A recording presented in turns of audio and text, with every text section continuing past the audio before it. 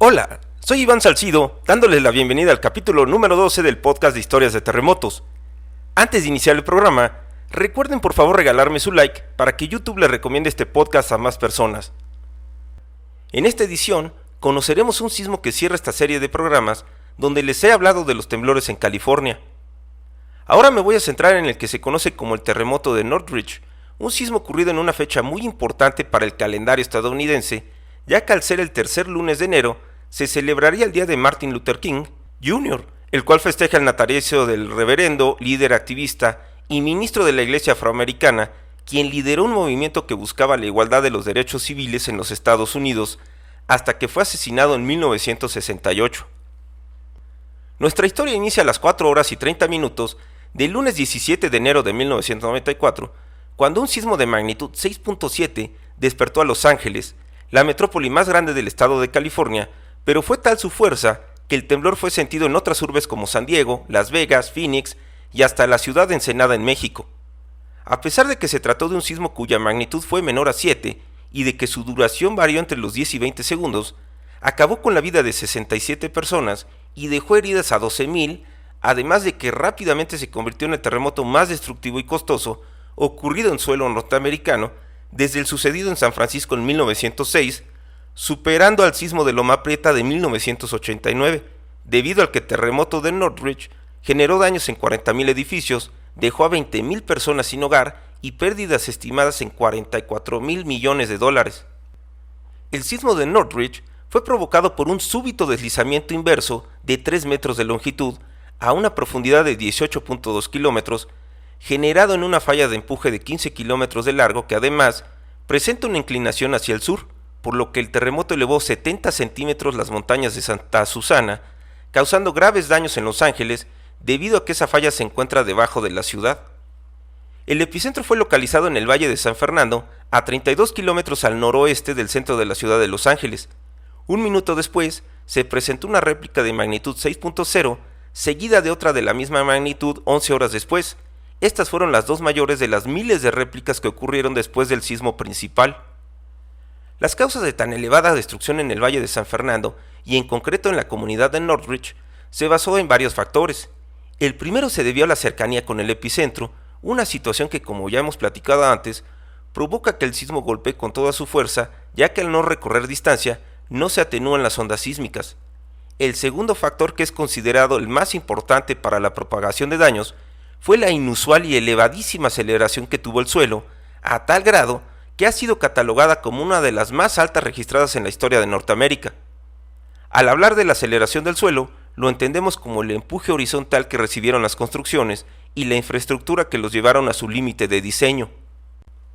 Los edificios que más resintieron la fuerza de esa aceleración del suelo fueron aquellos inmuebles que presentaron piso blando en sus estructuras, es decir, una planta baja débil que se suele usar como estacionamiento, en la que se registró una reducción significativa de la rigidez y que además presentó poca resistencia lateral, a diferencia de los niveles superiores que eran mucho más rígidos. En estas estructuras, los edificios se sentaron o se colapsaron sobre su planta baja, poniendo en predicamentos a los habitantes de los pisos superiores. Este efecto se presentó mayormente en edificios con estructura de madera, como las de los edificios de departamentos en Northridge. Los daños también se presentaron en casas edificadas en pendientes pronunciadas y en edificios construidos con mampostería no reforzada. Un extraño efecto del sismo de Northridge, que sorprendió a los especialistas, fue la rotura de las soldaduras en estructuras de acero de muchos edificios, lo que sin duda fue una prueba de las extrañas características del sismo. La infraestructura del Valle de San Fernando fue duramente afectada, en especial en Northridge, donde las fracturas en las líneas de gas generaron incendios que extrañamente brotaban de las inundaciones creadas en algunas calles por las innumerables fugas de agua. Las llamaradas y las inundaciones en las calles durante la madrugada son quizá una de las imágenes más recordadas del desastre. Las afectaciones en las carreteras y las autopistas también dejaron escenas difíciles de olvidar.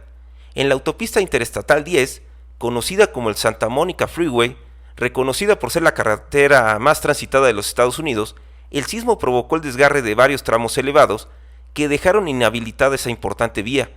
Sus reparaciones tomarían 3 meses para ser terminadas. Por otro lado, se presentaron derrumbes que bloquearon las carreteras y diversos colapsos en los puentes en algunos tramos de la autopista interestatal 5, conocida como el Golden State Freeway, así como en la carretera estatal 14. En esas vías se cayó un tramo elevado que conecta la interestatal 5 con la carretera estatal 14, conocida como el Antelope Valley Freeway. Las afectaciones en varias secciones de estas autopistas obligaron a su cierre ante los daños estructurales y los colapsos. En cuanto a las edificaciones dañadas en el vecindario de Northridge, puedo mencionar el colapso del complejo departamental conocido como el Northridge Meadows Apartment Complex.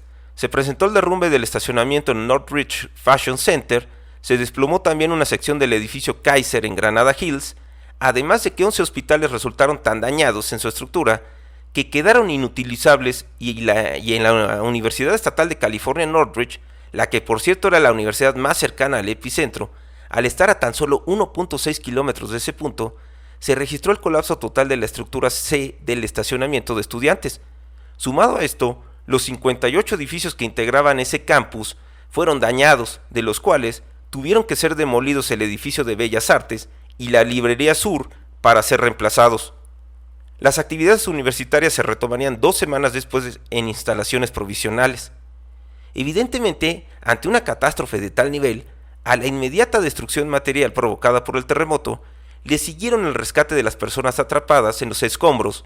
Se registraron algunos edificios incendiados y los servicios de agua y el de energía eléctrica fueron interrumpidos. Hasta este punto, hemos conocido los datos duros del desastre, pero como una manera de entenderlo mejor, les voy a dar una explicación más detallada de cómo ocurrieron esos hechos. La noche del domingo 16 de enero de 1994, Richard Riordan, quien era el alcalde de la ciudad de Los Ángeles, se retiró a su habitación para descansar, ya que al día siguiente lo esperaba una jornada intensa, ya que el lunes se presentaría en un desfile y una cena de honor por la conmemoración del día de Martin Luther King Jr. A las 4:31 de la mañana, su cama comenzó a saltar, despertándolo asustado en medio del sismo. Unos segundos después el fenómeno se detuvo y cuando regresó la calma, el alcalde tomó su teléfono para realizar unas llamadas, pero la línea estaba muerta, así que sin dudarlo, se paró, tomó su ropa deportiva que tenía a la mano, se puso sus tenis y se subió a su auto con el objetivo de dirigirse al centro de Los Ángeles. En ese momento comenzaría una fuerte réplica del sismo. Sin saberlo aún, el sismo había golpeado intensamente el lado oeste del Valle de San Fernando, dentro de la ciudad de Los Ángeles, aunque también se registraron afectaciones en las ciudades y vecindarios de Santa Mónica, Hollywood, Simi Valley y Santa Clarita. A la terminación del terremoto, toda el área de Los Ángeles había quedado a oscuras, así que las pocas luces de los autos que circulaban por las avenidas y las autopistas era lo único que se podía ver. En los tramos donde las autopistas elevadas sufrieron derrumbes y cortes en la circulación, los automovilistas se regresaron en sentido contrario, advirtiéndoles a los demás autos con las luces y los claxons que el paso estaba bloqueado y que había peligro más adelante. El aviso ayudó a varios automovilistas, entre ellos al alcalde, quien más tarde se las arreglaría para llegar al centro de la ciudad para declarar el estado de emergencia. Desgraciadamente, algunos autos que circulaban sobre los tramos afectados en las autopistas cayeron con todo y puente, pero el caso que más se recuerda fue el del policía Clarence Wayne Dean, quien viajaba en su motocicleta cuando aún era de noche, así que al acercarse en la oscuridad al colapso del intercambio del New Hill Pass en la carretera 14 en dirección sur, no pudo ver que el puente ya no estaba, así que salió volando y se fue hacia abajo desde una altura de 12 metros, cayendo en la interestatal 5 y falleciendo en el instante. Cuando el paso de intercambio fue reconstruido, recibió su nombre en su honor. Los californianos tuvieron que enfrentar la situación provocada por el terremoto a oscuras, tratando de iluminar de alguna manera los derrumbes para sacar a las personas, aunque en algunas calles los incendios de las líneas de gas se convertían en antorchas que guiaban a la gente. Algunas zonas del sur de California habían quedado intactas, mientras otras habían sido devastadas y las réplicas del sismo seguían presentándose. Los helicópteros de noticias de inmediato elevaron su vuelo, los reporteros se enfocaron en tomar los incendios de las casas y edificios que se destacaban en la oscuridad, y una vez que salió el sol, las tomas se dirigieron a las autopistas para corroborar los daños que se estaban reportando. La periodista Jennifer York, de la estación KTLA-TV, realizaba su sobrevuelo sobre las áreas afectadas y así recuerda la situación. A 60 metros de altura sobre el suelo, trataba de imaginar lo que estaba sucediendo allá abajo. ¿Qué estaría pasando en los corazones y las mentes de las personas? Emociones que yo no podía entender. Lo que Jennifer York veía era el rescate de sobrevivientes de algunos bloques de departamentos que habían colapsado, como fue el caso del Northridge Meadows Apartment Complex, donde habían fallecido 16 personas, 2 de ellas estudiantes de la Universidad Estatal de California, Northridge. El servicio de energía eléctrica comenzó a regresar progresivamente en algunas zonas de la ciudad, aunque muchas otras permanecían sin electricidad. Las autoridades le requirieron a la población que evitaran beber el agua de los grifos. La luz del día destapó una destrucción sin precedentes, a pesar del humo de los incendios. Algunas instituciones hospitalarias habían resultado dañadas, entre ellas el Hospital St. John's en Santa Mónica, el cual estaba siendo evacuado ya que las columnas de concreto en el edificio del ala norte lucían fracturadas con la típica falla en X que sin duda mostraban que la estabilidad de la estructura había sido comprometida. Mientras tanto, en el estacionamiento colapsado del Northridge Fashion Center Mall, los bomberos trabajaban en la búsqueda de un empleado hispano que se sabía había quedado bajo las ruinas. Durante los trabajos de rescate, algunos bomberos terminaron siendo heridos por las constantes réplicas. El hombre sería finalmente rescatado con vida. En el estadio de Anaheim, en la ciudad del mismo nombre, el marcador deportivo del estadio se desplomó sobre centenares de butacas, afortunadamente cuando estaba vacío ese recinto deportivo. La situación fue poco a poco controlada, regresaron los servicios así como la calma al Valle de San Fernando. Entonces comenzó a fraguarse el proceso de reconstrucción que terminó siendo sorprendentemente rápido y exitoso debido a la ayuda económica recibida por California de parte del gobierno federal dirigido por Bill Clinton. Los condados de Los Ángeles y Ventura recibieron $11,000 millones en asistencia, además de que Los Ángeles también recibió una ayuda de $321 millones adicionales en fondos para auxiliar a los propietarios, quienes además recibieron préstamos con intereses bajos para reconstruir sus hogares. La infraestructura carretera sufrió diversos daños y para recuperarla lo más rápido posible, el entonces gobernador del estado de California, Pete Wilson, proporcionó una enorme cantidad de recursos, incentivos y bonificaciones financieras para incentivar la reconstrucción.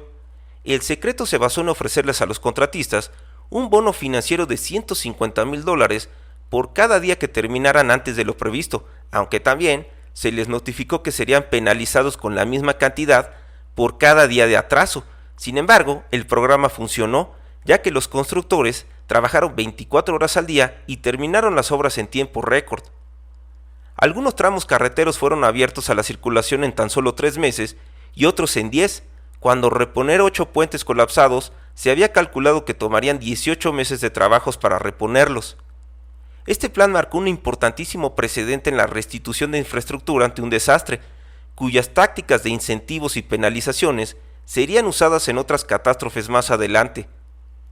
Las afectaciones creadas por el terremoto de Northridge impulsaron nuevos códigos de construcción con el objetivo de salvar vidas en el futuro.